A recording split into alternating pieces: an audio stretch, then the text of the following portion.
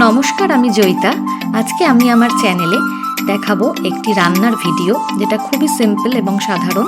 যদি ভালো লাগে অবশ্যই বাড়িতে তোমরা কিন্তু একবার ট্রাই করে দেখতে পারো। রেসিপিটা হচ্ছে একটা পনিরের রেসিপি। এটা খুবই সাধারণ, এটার জন্য এমন কিছু বেশি ইনগ্রেডিয়েন্টস লাগে না, ঘরে থাকা জিনিসপত্র দিয়েই কিন্তু এই রেসিপিটা বানানো যায়। আর এই রেসিপিটার জন্য কি কি লাগে সেগুলো একবার দেখিয়ে নিই। এর জন্য লাগে কেটে রাখা ক্যাপসিকাম, চারমগজ, পোস্ত, টক দই আর টুকরো করে রাখা পনির, হলুদ গুঁড়ো, লঙ্কার গুঁড়ো এবং স্বাদমতো নুন ও চিনি।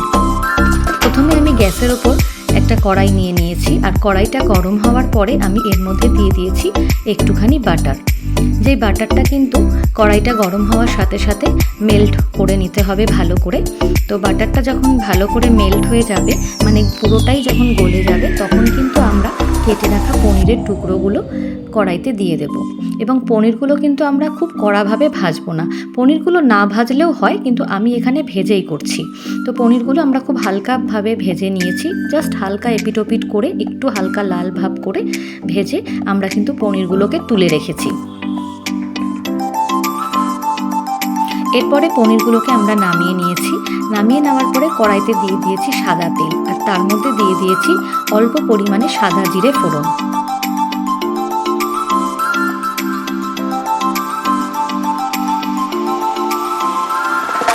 সাদা জিরেটা ফোড়ন দেওয়ার পরে ভালো করে তেলে গরম করে নিয়েছি। তারপরে কেটে রাখা ক্যাপসিকামের টুকরোগুলো দিয়ে ভালো করে হালকাভাবে নেড়ে চেড়ে ভেজে নিয়েছি।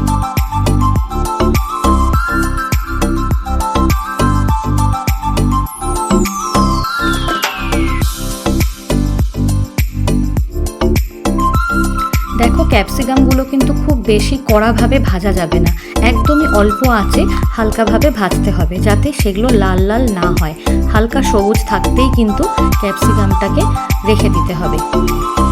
এরপরে আমি পেস্ট করে রাখা মশলাটা দিয়ে দিয়েছি, যেটার মধ্যে ছিল চারমগজ, পোস্ত, টক দই এবং একটা জিনিস আমি অ্যাড করেছি যেটা আমি তোমাদেরকে দেখাতে ভুলে গেছি, সেটা হচ্ছে কাজু বাদামটা কিন্তু অবশ্যই দিতে হবে।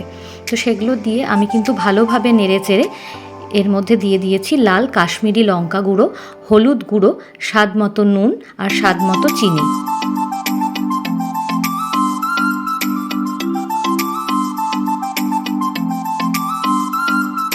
এটা কিন্তু আমি ততক্ষণ পর্যন্ত ভাজবো যতক্ষণ না এর গা থেকে তেল ছাড়ে। তো বেশ ভালো করে কিন্তু এটা ফ্রাই করতে হবে, মানে কষিয়ে নিতে হবে মশলাটাকে। আর এর মধ্যে আমি কিন্তু কোনো এক্সট্রা আদা, জিরে এই কোনো কিছুই কিন্তু আমি অ্যাড করিনি। দেখো, এর গা থেকে কিন্তু পুরো তেলটা ছেড়ে দিয়েছে। এবার যখন এর গা থেকে পুরো তেলটা ছেড়ে দেবে, তখন কিন্তু আমি ভেজে রাখা পনিরগুলো এর মধ্যে দিয়ে নেব।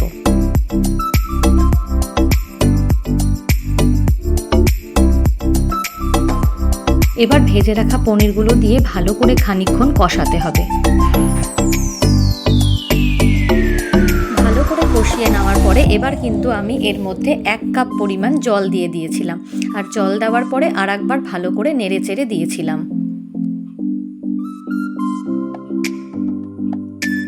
এরপরে আমি একটা ঢাকা চাপা দিয়ে প্রায় 5 থেকে 6 মিনিট মতো এটা আমি বন্ধ করে রেখেছিলাম। 5-6 মিনিট পরে ঢাকা তোলার পরে কিন্তু এটা অনেকটা গ্রেভি হয়ে এসেছিল। তারপরে আমি দিয়ে দিয়েছিলাম কিছু কস্তুরি মেথি এবং কিছু চিলি ফ্লেক্স। সেটা দিয়েও ভালো করে নেড়ে চেড়ে দিতে হবে।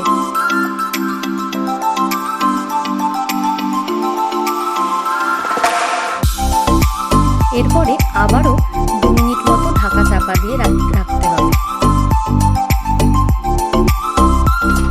তারপরে গ্যাস থেকে নামিয়ে ঢাকা তোলার পরে কিন্তু আমাদের এই পনির রেসিপি একদম রেডি। তো কেমন লাগলো আজকের ভিডিওটা অবশ্যই জানিও। আর এই রেসিপিটা কিন্তু ভাত দিয়েও খাওয়া যাবে, তবে ভাতের থেকেও কিন্তু এটা বেশি রুটি, লুচি এসব দিয়ে খেতে বেশি ভালো লাগবে।